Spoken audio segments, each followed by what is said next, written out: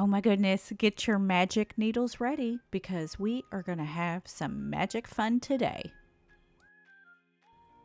We are on part 3 of the challenge and we are still working on the face.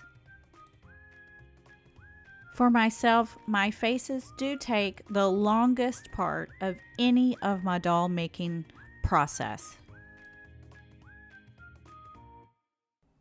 Working on faces takes a whole lot of patience and lots of stabbing.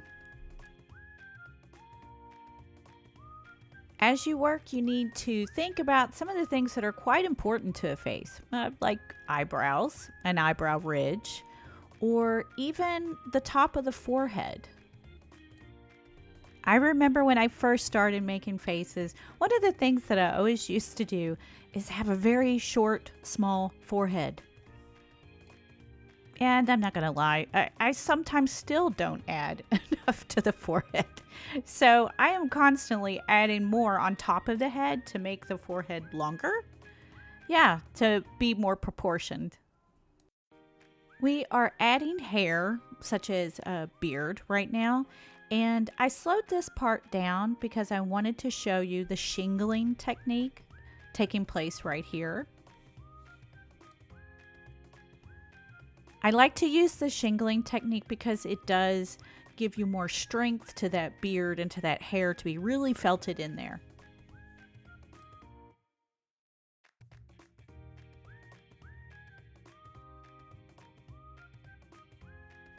In case you are new or you have forgotten, what are we making? Remember, we are making a dwarf warrior wizard, basically Lord of the Rings inspired. And we're going for a look like this. We're going to try to do a hybrid of sorts to combine all these things. Which is why it's a challenge for me anyway. And I do hope that you try the challenge too, or challenge yourself to some creation you've never made before. After all, creating is magic, and that is a part of magic, is just to create and to enjoy the moment and make something new and different and fun, or whatever inspires you.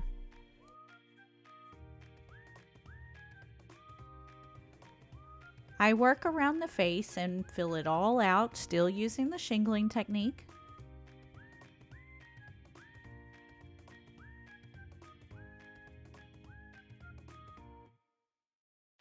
I fill in where I feel like it needs more at, so it's not sparse, and then I kind of move the hair downward well, because beards go down, so I'll move it in one direction once I get it all full.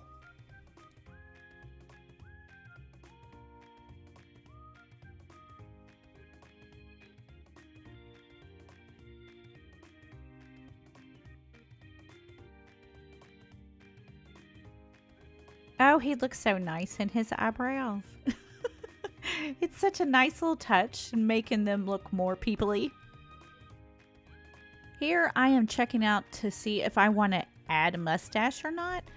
I do this sort of thing a lot where I'm just kind of pretending, kind of moving things where I'm like, do I like it over here? Or will it look good over there? And just add and take away as I go. In 90% of what I create, I just let it happen. I just let it go. If I like it, I keep it. If I don't, I get rid of it. I just love the freedom of that. And I hope you try that too. Moving on to trimming him up. And remember, hairstyling, I used to be a hairstylist actually, is also a type of sculpting. You have to sculpt and cut the hair into the shape or the style that you want. So yeah, think about it, and I'll give you one big tip is to always point cut. Don't just, cut a blunt end.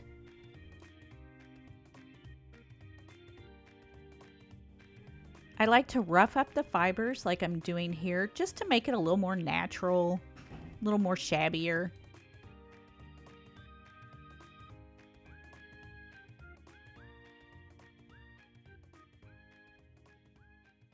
The magic needle comes in handy as well. Do a little stabbing, do a little felting, kind of smush that beard around a little bit.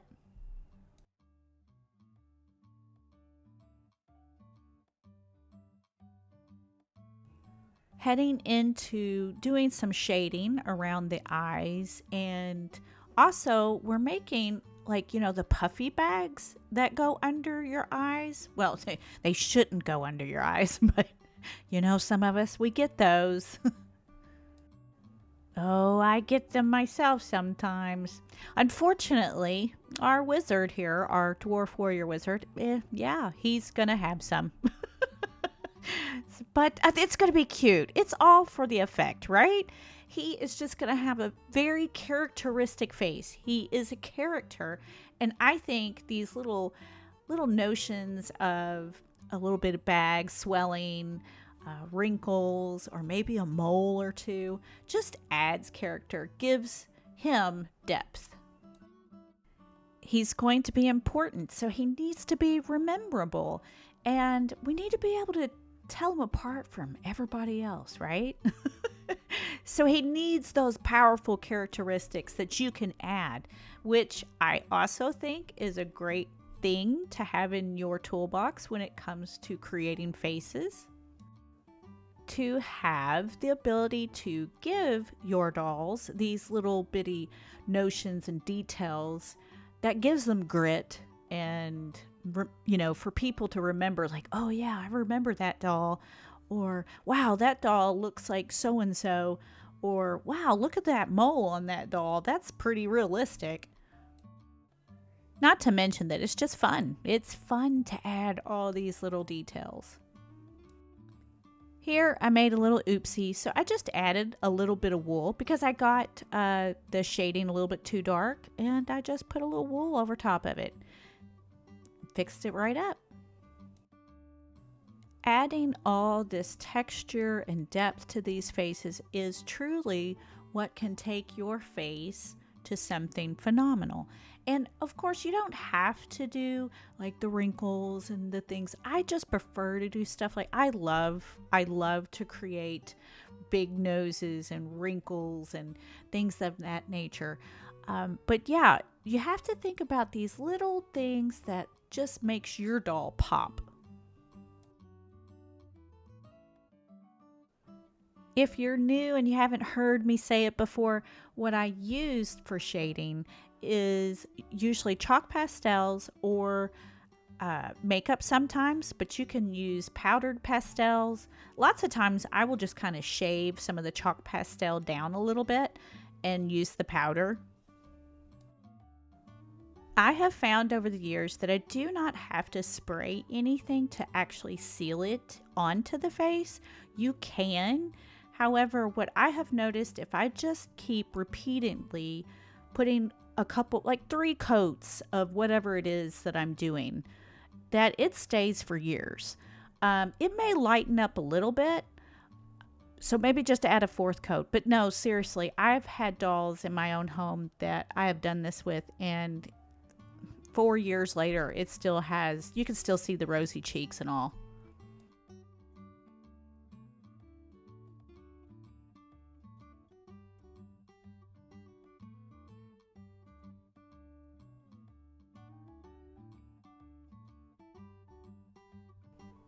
Something else you might want to consider is when you are doing your eyebrow work, you need to think about what type of expression do you want those eyebrows to have. Do you want them to have a curious look, a scared look, excited look? And you can needle felt them into that shape if you study like eyebrow expressions. Also, just to let you know, here I was using a 38 gauge needle, not a 36, but a 38 gauge.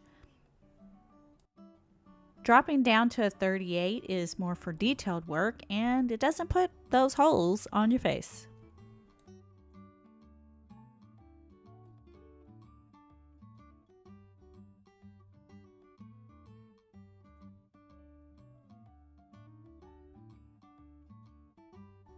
You may have also noticed that I kind of just jump around a whole lot. I'll do a little needle felting here or there. Like this eyelid needs some work. I do that to keep everything balanced, and I just move around a lot. Do a little here, do a little there. Yeah.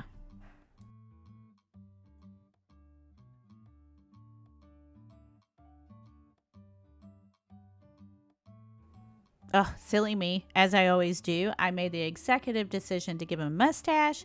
I added braids to his beard and hair on top of his head. And now we're going to create a mole. Yes, like I said, I love that freedom, and I hope you all will embrace that freedom too and just do what you like. Do what's fun. Create the magic of creating, or make magic by creating. I don't know. But you know what I mean. It's the fun part. And yes, look, now he's going to have one on his nose.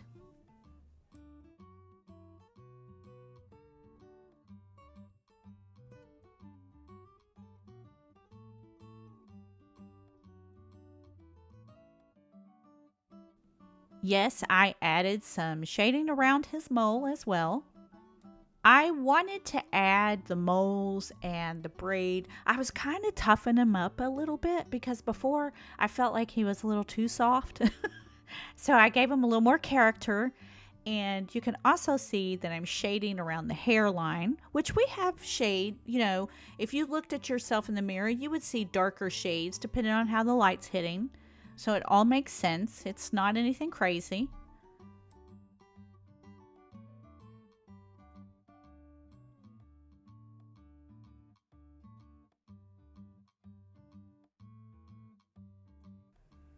Well, I'm not going to speak for you, but I must say I am pretty excited about this little guy here. I think he's looking pretty spiffy. He's looking pretty magical. And you know what's coming up next in the next video? Wardrobe. Oh my goodness. I'm so excited to make props and wardrobe. Oh my gosh. What do you all think? Is he looking spiffy?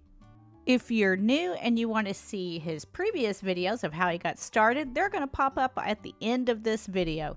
Thanks so much. Until next time.